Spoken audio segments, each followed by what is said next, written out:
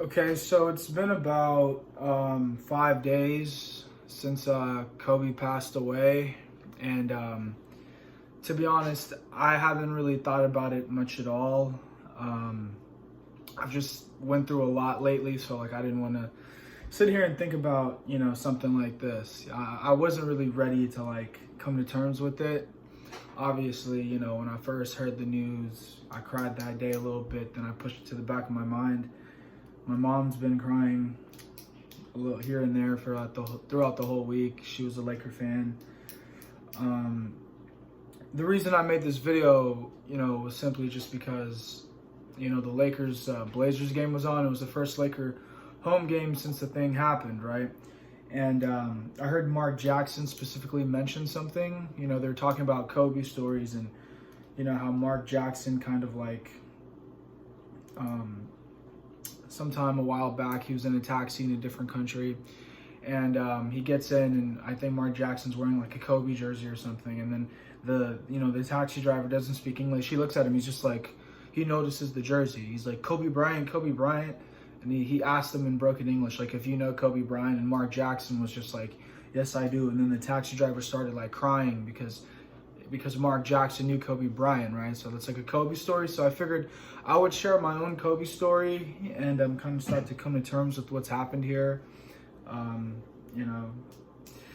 So I don't have a Kobe jersey. I've never had a Kobe jersey. Ironically, as a Laker fan, my first jersey was a Chris Webber jersey. So I wore purple. I have yellow socks on, so I wore some Laker colors for this video. The only kind of like thing I have is like this Kobe Bryant rookie card. It was given to me about like 15 years ago in 2004, 2005 or so, which is kind of when the story takes place.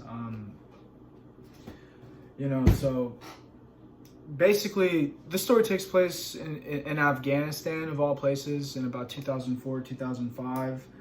And this just goes to show you how Kobe was literally the most recognizable star, maybe, in all of sports, even back then, right? 2004 was not a good year for Kobe or the Lakers. I think Shaq just left town. This was a year after Michael Jordan retired. Like, this is so long ago that you still used to see Michael Jordan jerseys. I haven't seen a Michael Jordan jersey in a long time. This was during his rape case as well, the sexual assault in Colorado. So basically, something that reminded me of this, other than what Mark Jackson said, I was in 6th grade. This was 2006 now. And my 6th grade teacher, Mr. Hoffman, talks about how like during the 1992 Dream Team Olympics, Michael Jordan was so popular that somebody had fouled Michael Jordan during the Olympic Games, and they had started crying because they had actually gotten to touch Michael Jordan. So this is kind of like a story like, Mark Jackson's or Michael or Mr. Hoffman's story, to kind of give you an idea, just how big Kobe was, because like a lot of people may not remember 2004 was literally 16 years ago, right? 2013, the last time he was good was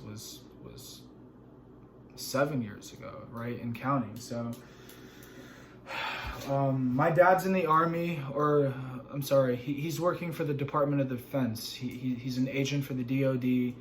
He's a translator. His official title was like Lieutenant Colonel or something. He was stationed in Kabul, Afghanistan, which is the capital of Afghanistan, and he's there with his brother, my uncle, and they're walking in a mall in Kabul, Afghanistan. I guess Afghanistan is like, in relative peace because the Taliban got beat pretty quickly, but I mean, it's still Afghanistan, right? And it's 16 years ago. So my dad and my uncle are just like walking in this mall in downtown Kabul, and there's a store they get to, and right outside the store, there's like a big life-size cutout of Kobe Bryant, and my dad stops and takes a picture of it. I've seen the picture, I couldn't find it. This was back in the days of like digital cameras and stuff like that. So like, if I were to be able to find it, I'd have to literally, sit here, find a digital camera, put one of these chips in. If you guys can see that and try to find it. But I was 10 years old at the time. I was living in Nashville, Tennessee. My dad comes home, you know, because he came home about 2 weeks of the year. And he comes home and he shows me on his camera this picture, you know, this life-size cutout of Kobe Bryant.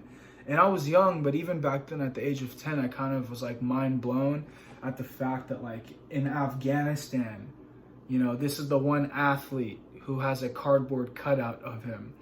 You know, like not Michael Jordan, not Shaq, not I guess Peyton Manning, Tom Brady. I don't even remember who the most popular NFL player was in 2004, but that's pretty much, you know, the story. You know, it's just goes to show you like the global reach this person had, you know, in a war-torn country. You know, that's the one athlete that has kind of like a little mannequin of him, you know, there. It just kind of blew my mind, and, you know, I figured a lot of people would not have guessed that.